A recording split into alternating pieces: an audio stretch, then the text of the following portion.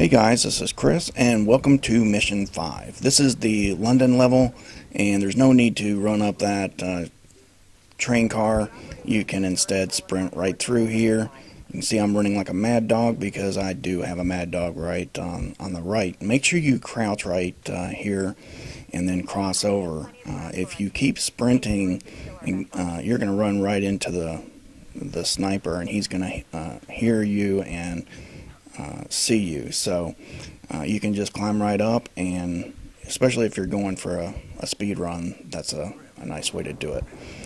So you got two hostiles undisturbed, as you can see, and as you know, I cut out the cutscenes because I want to keep the spoilers to a minimum.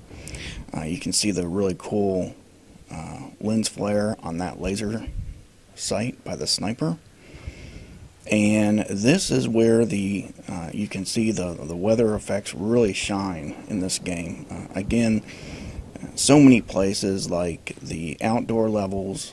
I've gone over how much I've really enjoyed the visuals of this game, and this is just really beautiful as well. Actually, I would recommend going to the right here, not to the left. You can see there was a needless white indicator there, so just go to the right wall. There's no reason to cross over there, and then just wait for him to turn in, so that way you get no indicators whatsoever. You can also go upstairs, but I wanted to show you guys kind of the side here. It's a little more interesting and just kind of shows off the beautiful artwork that they really painstakingly put into this game. I really do appreciate. So that's one of the ways to get past it. Then you can just climb right up this wall. Again, look at the sheen of that, the rain. It's just really amazing, the graphics. And you can just go right by here. No reason to slide or anything like that. There may be a guy that may see you from across the way, so keep that in mind if you get any indicators. Also, there are two guards up here, so be careful. Really no need to mark them, just kind of look at them. You can see there was one there. Just kind of get behind this cover, make sure you identify them. But look at the rain on the rooftop. That's just amazing. So once you drop down in this room, don't go blindly in this room.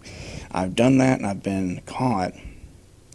This guard does different rotations, and you'll see he's looking out right now, and I still right there get a white indicator.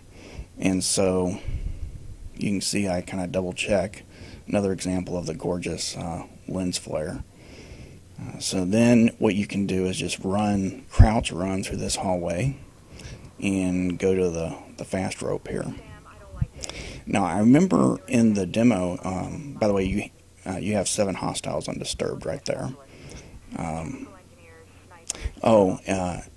And this was cool too. You can't really run through this part, so I just went ahead and panned the camera around. Thought that's some really cool lighting, so might as well get a kind of neat shot of that. But this right here, I remember in the demo, this was actually interesting to find out how they kind of changed things while in development. Before, in the demo, you had goggles that were jammed, and you had to get someone to unjam them. You used your tri-rotor. You can go out that window, which is what I usually do. That is not I usually don't take out lights, as you know. I don't turn off lights, but the rotation of this guy coming out, he comes out anyway. But there are 2 other guards after him that do their rotation, and so you can see how quickly I was able to get through there by taking out that light. And I wanted to show you that because I know you're probably not going to be ghosting as strictly as I do, but you can go outside that window, wait for that minute and a half, and do that without turning out the light. So there we go, we got more guards undisturbed. This really is, I found, the best way to get through this part. And there is, I think, a laptop below. downstairs. I think it's a laptop. Either that or a dead drop. I think it's a laptop. What was funny is when I was looking at the wall for the first time, I thought they were making little hand puppet gestures with the lighting, but I guess they were just warming their hands. But I remember laughing the first time I saw that. I thought it was pretty hilarious. Be real careful here because we do have 3 guys. There was a heavy that went in the left room, and however, again, what I love about these games is they do have random routes, so you can't always depend on the same thing all the time. So here we are, we're going to another cutscene. We got through all those guards undisturbed.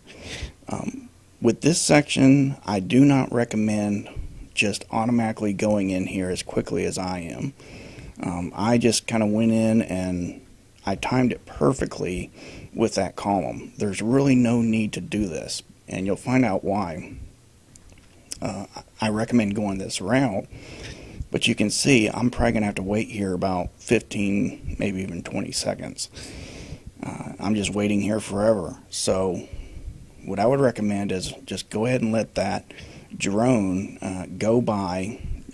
Don't even jump over the rail, and let the drone go by, then go ahead and do your thing.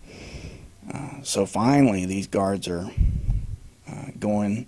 They're all going to turn away, and that's when you jump down. There's going to be a cut scene. I went ahead and cut that out. Really easy way to get out of this room.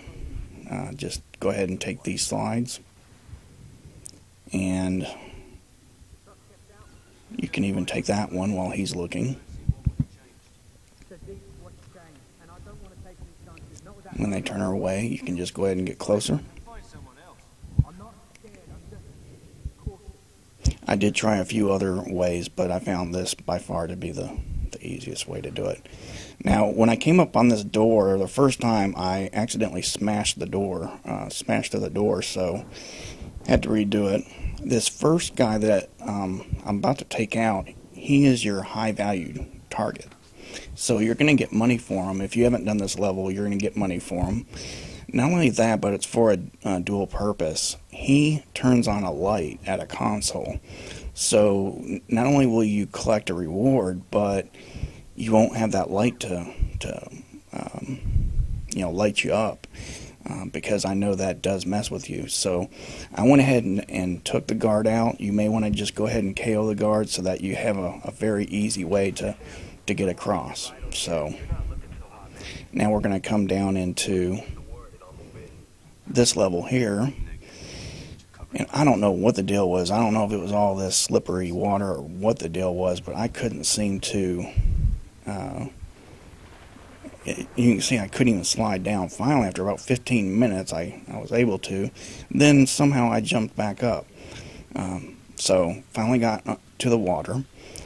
Automatically get to this pipe because there are 3 dogs down here, and you naturally don't want to be seen. The only way you can't be seen that I know of is to get on this pipe, because you've got a ways to go. And there are 2 strategies that I'm aware of that you can do. Both of them involve this fence here. It provides cover and also kind of a corral to get the dogs, depending on what they do, what their reactions are. The first is to corral the dogs. Sometimes they'll follow you into this fence area, and then what you do is you take the pipe out of the fence area and then go to the right, and you're out of there. The second thing what I did is, you can see the dogs didn't even follow me here. So what I was able to do is just jump down in the fence area and run right through, and they didn't even notice me. So that was actually pretty cool. I didn't know that was possible, because that was the first time that had happened. So I guess they're, depending on dynamically what they do, you can do that both ways. That would be interesting if somehow you can get by them on the ground. And if you have found a way, do a video response. I would love to see that. So there you go, 3 hostiles undisturbed. This section was very interesting. It started out in full color, and I was going and ghosting through this area, and going up into this next room. I think there's 3 guards, and I was getting by them. I had ghosted, almost ghosted all 3 of them to go into the next hallway. But this one that I'm about to take out saw me, and then I don't know why I didn't restart it, but next thing I knew, my screen was really dark, but it let me do it over. And so I don't know, I may have restarted it, and still, I think that may have been what happened. I restarted it, but it still gave me the black screen.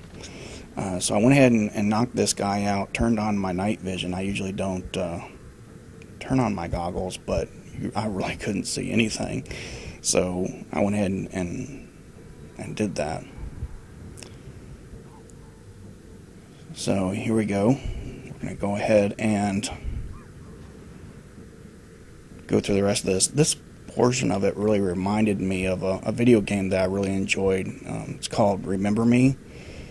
Really enjoyed that game as Nilin is walking through the hospital, kind of drugged up. But there's a cut scene, and I won't show you the rest of it because I don't want to spoil anything. So we'll go ahead and go to the next part, which is kind of going into an aggressive mode. And I was kind of conflicted about what I wanted to show here, because one thing I don't like it, I can't stand the red detections. If I see a red detection, it's like second nature to hit the restart button. Why I didn't hit the restart button, I don't even remember. Because when I was going through here, as you know, the clock constantly runs, but I don't know why I didn't restart. But at one point, I do get the red detections. But as far as the knockouts are concerned, go ahead and you can see I'm going from left to right based on that wall. And if the guard is on the other wall, you go right to left. It gives you the best chance, and actually the first 2 guards that I knocked out, it worked. That guard that I just did, because those other 2 came in, they were just, the angles were not in my favor. So this gives you an example of me being detected, and I thought maybe I just was wondering, kind of testing it out, and wondering if I could still get any stealth KOs. I know I was paying attention to that because I know that if you get a red detection and then you KO the guard immediately, then you can see right there, stealth knockout. But right there, I get another red detection. So what I think's going on is one of 2 things, and they may work together, is once they lose your ghost or last known position, then you kind of go back in stealth mode, which makes sense. Also, the reason they lost it so quick, the last known position, is Briggs is laying down heavy suppressive fire. So when you get detected like that and they start focusing on you, they'll focus on you for a couple seconds, just run away, and Briggs will just start, hitting them. And they'll quickly go back to focusing on him, and found out that would go back into stealth mode. So that was actually kind of neat. I felt like almost redoing the level, but I thought, you know what, I'm going to keep that in there because that is a kind of a neat note to know. Also, I wanted to keep this in here too because these guards, especially on Perfectionist, these night vision guards, are very, very sensitive. But with Briggs suppressive fire, you can see I got through there pretty quickly. And I'm using a stun gun, and it's quite evident that I have not used this much. In fact, I think this is probably the second time maybe I've used it. I think I probably used it once on a co-op map just to test it out. But one thing that's very important to note, if you just definitely don't want any red detections, and that is paramount for you, not points, you can wait out this whole sequence. Now, it will take a long time, but Briggs will take out, eventually, I believe, take out all these guards in both rooms. Because I think I tested out that strategy before. You may want to try it if you want. But just for the time's sake, I went ahead and was helping them out and whatnot. But, yeah, I did find that interesting, that you can wait it out. So here we are at the end of the level. I'm just waiting on Briggs. We're going to go to a cut scene, and we're going to go to the after action report. And we've got 38 hostiles undisturbed. And then we got the 8 stealth knockouts. 7 of them were in that room, and then we had the 1 high value target. And again, that was a really neat thing to find out, even though I had red detections and didn't want them. Instead of starting over, I did kind of prove that theory. I think after they lose focus, you go back into that stealth mode. So no Panther, no assault. It took me 30 minutes from start to finish, including restarts, and I had 1 hidden path. And so there you go. There's coming up is my results, and hope you enjoyed the walkthrough. Feel free to like it and subscribe. Thank you.